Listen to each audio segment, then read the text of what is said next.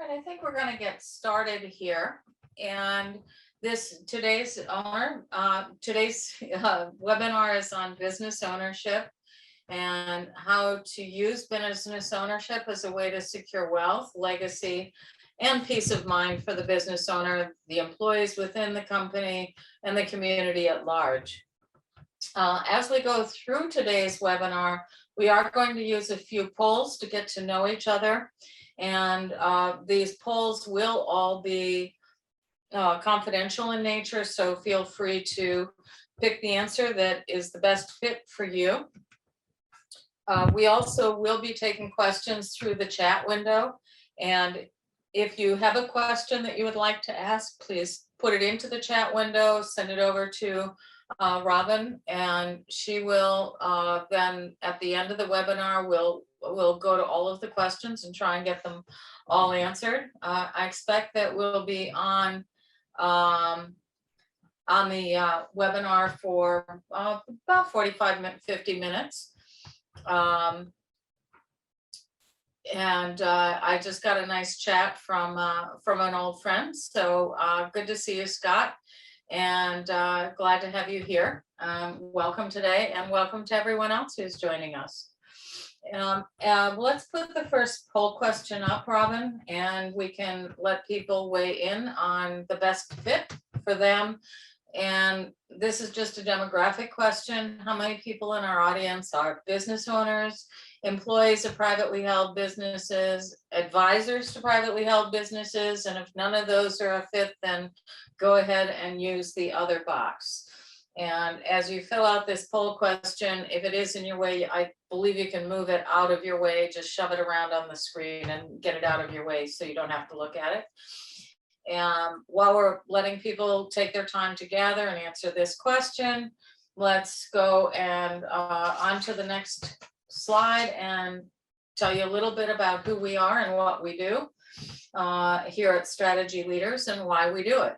The concept for this company was based on research that I did at Columbia University, working with an American economist and business historian, Professor Stuart Burchett, and he was looking at the question of how to build a successful 21st century US economy, and one that could compete on the world stage and transition away from our reliance to the Fortune 500, Fortune 1000 publicly held companies that were already moving offshore to Asia and Africa and were expected to do more of that movement, which meant that their goals weren't necessarily going to be completely aligned with the owners or with the US economy. Our company has been around since 1995. We built a template early on to help business owners achieve their goals for growth, profit, stability, predictability, and basically get the monkey off the owner's back in the process. And we've been using this model for 25 years, and we like to say that we are building the 21st century US-centric economy, one successful business at a time. Robin, do we have enough answers? You want to bring up the answers to the poll questions and I can share a little bit with the audience? So it actually seems to be pretty evenly split between business owners, employees, advisors, and then people who put themselves into the other bucket. So welcome all of you, and I hope that you get what you're looking for in this webinar. We are going to go through a lot of material quickly, so if you do have questions and you want to dig into more information, we're also happy to get on a call with you or take an email from you after the webinar. And we also do have a chat box on our website, so you can also go to that. Let's take a look at the table of contents. We're going to look at the stages of business development, so just a little bit of grounding information along with why small to mid-sized businesses matter. I think it's always important to just get ourselves grounded. Then we're going to look quickly at why, what are some of the top reasons why SMBs consistently underperform. So let me clarify, SMB means small to mid-sized businesses, typically defined as companies with under 30 to 50 million in revenue, all the way down to a few hundred thousand, and with a handful of employees on up to several hundred. The majority of the presentation today is going to be focused on solutions and preventative measures, things that you can do to deal with areas of concern in the business. And we will then wrap up by looking at consulting as a tool for growth and development. So helping you figure out when you might want to use consulting and where to look or why to look. In addition to covering today's content, we do have 3 additional upcoming webinars: valuing the asset, planning for exit or transition, and growth by acquisition. And I will cover those more later on in the presentation. So with that, let's get started. In our original research at Columbia, I looked at the 5 stages of business growth, which are defined here as 5 stages. Stages 1 and 2 are privately held, owner-operated businesses. Stage 3, 4, and 5 is where companies have gone to the public markets. They've raised capital, then they've built out their expansion of the business, both in terms of human capital and infrastructure. And then finally, in stage 5, they've gotten to the point where they have become big enough and cumbersome enough that they've had to break themselves down into more nimble operating units. So what Bruchet was talking about, and I found extremely compelling, that while I had worked in both public companies and in family-owned businesses, Bruchet believes strongly that we had maxed out the value that we were going to get from those publicly held companies. And we were going to have to focus on these stage 1, stage 2 companies that are privately held, grounded in the communities. All companies in our economy start in stage 1. They're privately owned, they're entrepreneurial, informal. And quite honestly, this bar is so high because so many of these companies never get out of stage 1, no matter how many years they're in business or how many generations they go through. And that despite the fact that in stage 2, privately owned business builders that are running the business for deliberate growth, profit, stability, and predictability have much greater rewards. What we found is there were real challenges for making it over the fence from stage 1 to stage 2. And so a lot of what we're talking about today are actually the tools to get from stage 1 to stage 2, and as a result, improve the consistent performance of the company. Our goal is to help companies make it over that fence to stage 2, because by doing that, we also increase the ability of those companies to contribute to the economy because they last longer, they make more while they're in business, and they exit more profitably when they're ready to do so. So with that as background, one other thing I do like to talk about is just why we think like business owners and entrepreneurs here in this country. Privately held businesses are part of our US DNA. We started in this company with the Dutch East India Company prying the fingers of the kings and nobles off of control on trade and wealth. As a result, we created a more equitable society of opportunity with a rich middle class. And today we have millions of enterprising men and women taking risks in all walks of life to build their passion. And this is the American dream called business ownership. It is who we are as a country to a large extent. There are certainly a lot of facts about why SMBs matter to us as a business. Here you see some of the compelling stats.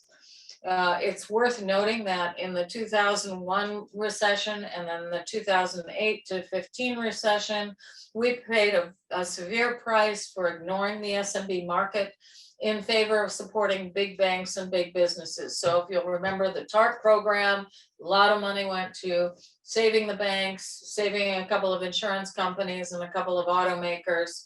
And as a result, small to mid-sized businesses were left to languish on the sidelines, even though they represent 98%, 95 to 98% of all companies in this country and employ over half the workforce.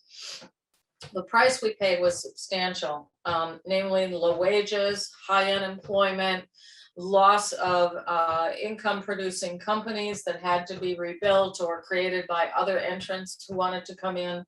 And that resulted in an extended recession that lasted from 2008 on, nearly 10 years, and that some people will still choose to call a near depression.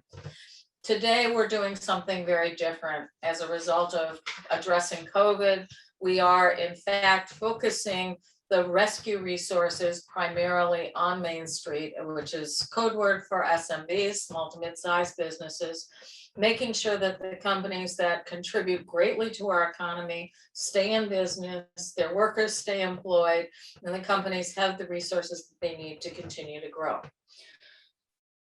Something else that I really like to have people think about is to consider the small to mid-sized business contribution to our communities. And what do I mean by that? Well, let's start with social responsibility.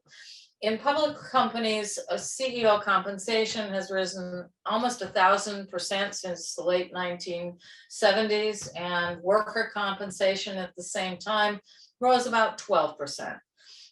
Publicly held companies, CEOs get paid nearly 400 times what the average worker gets, which means rising inequality, or as we talk about a lot of times, that 1%er versus everybody else.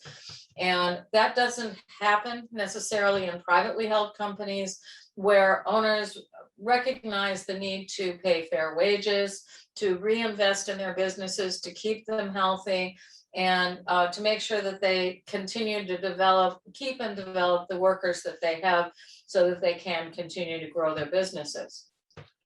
Right now, let's take a look at some of the challenges that small to mid-sized businesses deal with. Robin, if you want to bring up the next poll question, I'll move on to the next slide in a second, but you can start to weigh in here with how many of these challenges your businesses face. You can check as many of them as you want. And as you look at this list, let me just make the point that in terms of our privately held businesses, we have an operating model where the owners and management are directly engaged with the employees and directly engaged in the community. So they're volunteering, they're helping social organizations to work in their local communities, they're encouraging their employees to participate in the local communities, and they're contributing assets to the local communities in terms of profit and resources, and making sure that businesses actually exist on Main Street.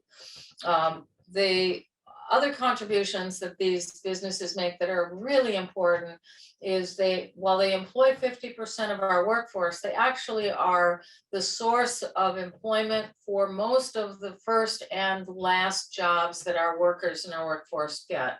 And they are drivers of innovation. And what I mean by that is most of the innovation in our economy comes from small businesses, a business owner who has a passion, works on developing it, and then later on it gets snapped up by a big guy. But the large corporations are not necessarily driving the innovation at the rate and volume that the small businesses are. So let's take a look at the next slide and take a look at your answers to this poll question. So Robin, if you want to bring up the results to the poll question, and I'll talk people through it a little bit. So the big winner here was lack of structure. That was the biggest concern, followed closely by lack of plans, lack of an exit strategy, not understanding success metrics. And I have to tell you, every box got checked by one or more people here. So we're going to work our way through these issues and take them one by one. And whoops, hold on one second, guys. Take them one by one. Hang on. And give you each a chance to come down through them and think about things that you can do in your business.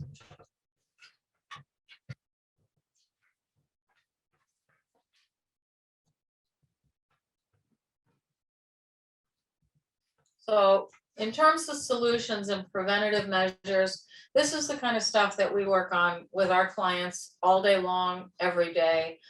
we're going to hit the highlights. We're going to move through this quickly. If you have questions, please come back to us and ask for more information on things that you might want to do to apply solutions to your business. And let's start with the issue of planning and focus. So many business owners tell me their plans are in their heads, or they're on slips of paper on their desks. And quite honestly, folks, that makes it hard for others to contribute and follow along. And here are some practical how-to solutions that you can try to make sure that you do have long-term plans and that you marry that up with a short-term tactical plan, but don't lose sight and shift to a short-term focus. You want to make sure that you are pushing the planning process down, all the way down through the organization with goals at every level, figuring out wins for every participant. It's really important to remember people like to win. They like to know that they have the opportunity to succeed. And while we don't want to just be handing out a trophy to everyone just for showing up, we can create opportunities for individuals to make progress and to be rewarded or recognized for that. I like to say that it's all about thinking long-term and defining the long-term, and then learning how to act and measure, which is the results with KPIs on a short-term basis, where you're making readjustments regularly. And to sum it up, it's all about document, document, document. Ron, why don't you bring up the next poll question, because this is going to go to part of the next issue that we're going to be talking about, which is the question of how do people assemble an asset portfolio? How do they build reserves? How do they make sure they have adequate funding and deal with the right bank? So I'm going to ask you all to weigh in on how financially secure is your business. Extremely not secure, unsure, have reserves but still worried about security. Try and pick the best answer for you and your business. And we'll talk our way through a few of these solutions as you're answering that. You want to make sure that you do assemble an asset portfolio. And by this, I mean, probably more than one business. Get one business up and running, get it going well, and then look for the next business. And complement your real estate or home portfolio with business real estate as well. That's another way of building an asset portfolio. Make sure that you are building up to 12 months of overhead and get that in place. It may seem daunting to think about getting to 12 months of reserves, but I can tell you that almost all of our clients do get there. And when they get there, it allows them to sleep soundly at night. Things go wrong and they have the reserves to either get funding or to be able to pay to build the solutions that they need to overcome the challenges coming their way. You do want to make sure that you understand banking ratios and align yourself with the right bank for your business. If you don't know how to do that, we can certainly talk you through it and help you evaluate where you are and what else you need to be doing. And the last thing about building up reserves and paying down debt concurrently, this is something that I do see a lot of business owners making a big mistake on. Most business owners come to us, they do have debts when they come to us. And as they deal with that debt portfolio, they want to pay that down first before they start building reserves. That actually doesn't work as well as putting $1 to debt and $1 to reserves. So let's just look at the answers on this poll question.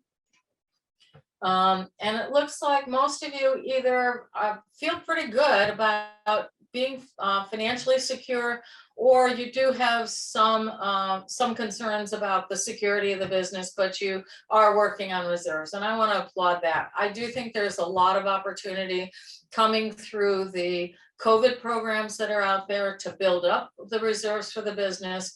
And I encourage every business owner to take advantage of as many programs as they can, but also be aware that most of those programs are now starting to wind down. So you can take that poll question down, and let's take a look at another poll question about employees. So how many of you are worried about losing employees and filling in positions or knowledge gaps? when it's a pretty common issue and one taking on greater importance as businesses ramp back up after COVID-19. And because of that, most privately held businesses without the right structure and the right employees, the business ends up sitting squarely on the owner's shoulders. And that burden then can get heavier and heavier as the business expands and the years go by. So how many of you are worried about losing employees, which is the first issue? And we're going to talk about that a little bit more further on in this presentation. Let's see what kind of answers we've got.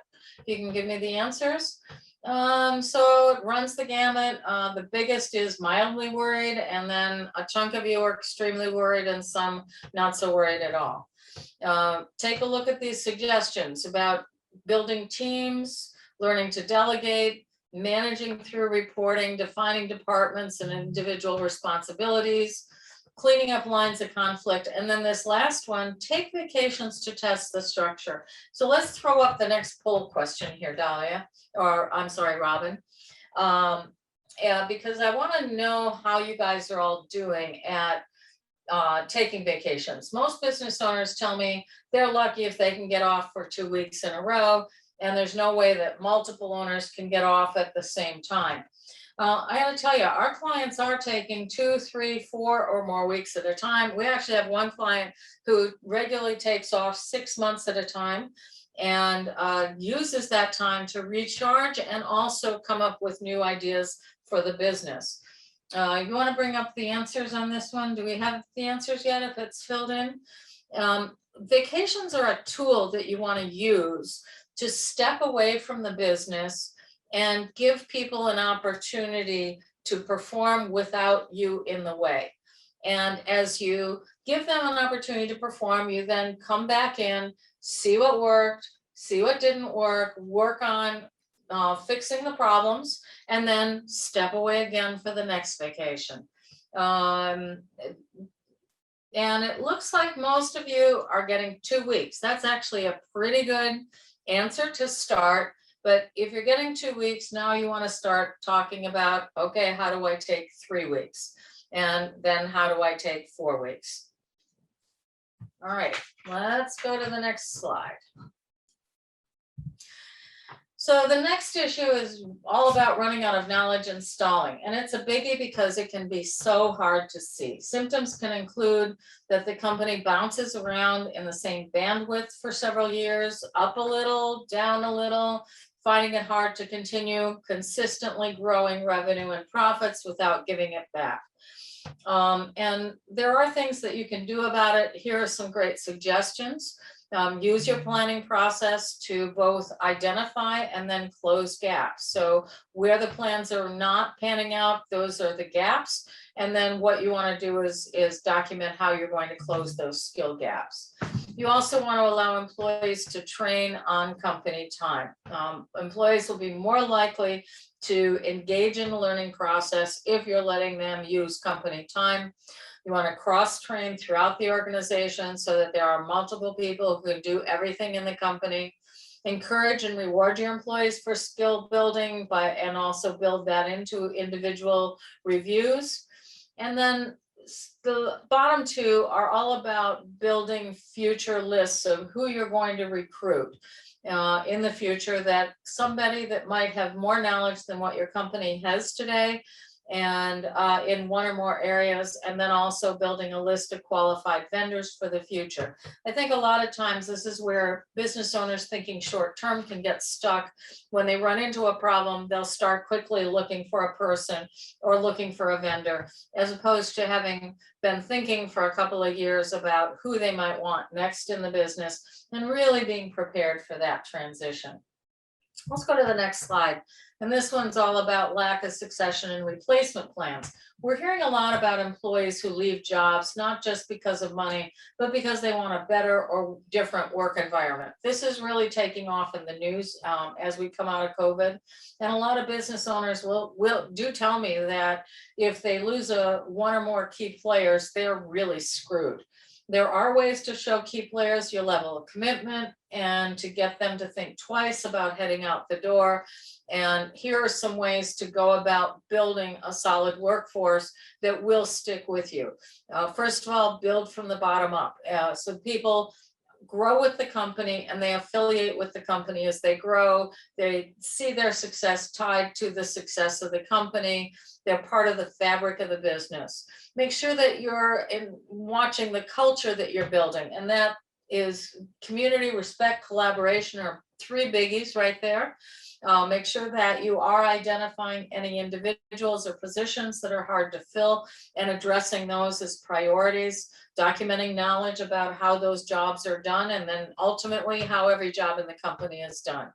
In terms of hanging on to people, you can think about things like golden handcuffs, ESOPs, stock distribution, and certainly use vesting as a retention tool. So rather than just issuing a big bonus check and then the employee cashes the check and leaves and moves on, think about issuing some of those rewards over a longer period of time where the individual has to think twice about what they give up in order to move on. As we come out of COVID, a lot of us are working more and more remotely, so make sure that you do find ways to bring people together. You want to make sure that people do have opportunities to bond and share with each other. Offer employees opportunities to move up, both in terms of responsibility and income. And then as you do that, make sure that you tell your employees that it is their responsibility to identify and train their successors. Exit strategy, generational transfer programming, something that happens or doesn't happen in a lot of businesses. And what happens when the current owner exits the business? In something like 40% of the cases, absolutely nothing. The business folds up or gets picked off. The owner never realizes the value that they should have for the business. And in my opinion, that's a terrible shame. Owners spend a big chunk of their lives building something of value, and they ought to get paid well for it when it's time to retire. This page is all about suggestions to think about how to fix that problem. So build and train successors inside the business. Make sure that you fill the organizational structure gaps so that people there are capable of running the business. If you're talking about family members, make sure that they have to go and prove themselves somewhere else. I like to say, let some other business owner beat them up first, and then let them come back and prove that they can perform and show you what they can do and prove that they want to be here in this business. It's worth noting that something like 75% of children or the next generation will say that they would rather get the money than the business. So if you are looking at family members as part of your succession planning, make sure that that's something they actually want to be a part of. Train your management team so they can run the company as you build 5 and 10-year plans for your own exit. Lots of business owners tell me that they don't have the management team of the future. And in fact, that's one of the big reasons that they do come to work for us, to get that team in place and up to speed. And in this case, you want to look at, as an owner, your role. Break your job up and cross-train people to do portions of your job. Make sure that you're running based on rules, goals, reporting, accountability, delegate responsibility, build leads in every function. So people who can do the functions and teach others about the functions, hold your managers accountable for making decisions. You personally need to move out of the center of the office and out of being centric to specific roles. It's important to be honest about the time that you will or will not be available in the business, and lessen your involvement over time. And I like to say, as to a business owner, get out of the way, let the people around you learn how to lead. Next challenge, people don't understand success metrics. This was actually one of the items that you folks commented on as a big issue. And if you want to know how things are working, whether you're at work or away on vacation, and for everyone else in the organization, everybody needs to know how the company is doing in all areas. And you want to make it clear where you want to go, what's expected to get there, and then figure out metrics to track the progress. The metrics, then once you have the metrics, you set up reports to track results over time to see if things are improving or declining. A lot of business owners will say to me, but what metric do I start with? And I'll say, hey, if you don't know, just take a wild ass guess. Put a number down on paper. Once you have the number down on paper, you'll start measuring it and you'll get a lot clearer as to how you are doing. Another thing that I will say is that if you ask the people on the front line what they should be measured on, very often they will have suggestions. And a lot of times you can roll that up and then keep adding it up and get to the top of the organization. But what you're doing with KPIs is you're using facts to overcome assumptions about how things are working. Be specific about the growth, gross profit, and net margin goals that you have. A lot of business owners don't like to share numbers specifically, especially for gross profit and net profit. That's okay. Use percentages. So we're looking to achieve a net profit of 20%, and then teach your employees how that gets used. So that goes to taxes, it goes to building reserves, it goes to paying down debt, it goes to investing in the future. And lastly, a very small portion of that should go to the shareholders or the owners of the business. Your employees probably are making assumptions about how much you're making, and in my experience, they actually are assuming you're making a lot more than you are. So I don't think you have a lot to lose by starting to publish some of these metrics. Owner not demanding enough. Entrepreneurs are wired to pitch in and make things happen. That's part of what makes them successful as entrepreneurs. But I find that they don't ask often enough if the business is meeting their needs. And as a group, I like to say that owners are great at suffering. And when they do demand that things change, they often don't get the results they want because they don't quite know how to go about implementing and executing change in the business. So here are some suggestions that I would suggest you try. And Robin, why don't you bring up the next poll question? We'll take a look at that. How well do your employees do at helping you with the business? We want to look at, in terms of being demanding as a business owner, a minimum growth rate of 10% year over year. If you don't set that growth rate metric, my guess is that the employees under you are not necessarily going to go out on a line and say, hey, we ought to do this year after year and put a stake in the ground. They're looking for that leadership from you. Now, a lot of business owners will tell me there's no way they can do 10% growth year over year. And quite honestly, it is a big number. A lot of the Fortune 1000 doesn't hit that number, but it is possible if you are deliberate. Some of it will come to you organically. Some of it comes from what I call stealing other people's picnic baskets. So it may come from acquisition strategy. There are a lot of ways to get that 10% growth rate, but you need the 10% growth rate in order to consistently stay ahead of inflation. Do encourage your people to make mistakes. Drucker says if you're not making mistakes 15% of the time, you're not trying hard enough, but make it clear to your employees that you expect that they will not repeat mistakes. So they'll learn from their mistakes. They'll close the gaps. They'll get better at what they're doing. Go through your list of customers and evaluate them as good or bad.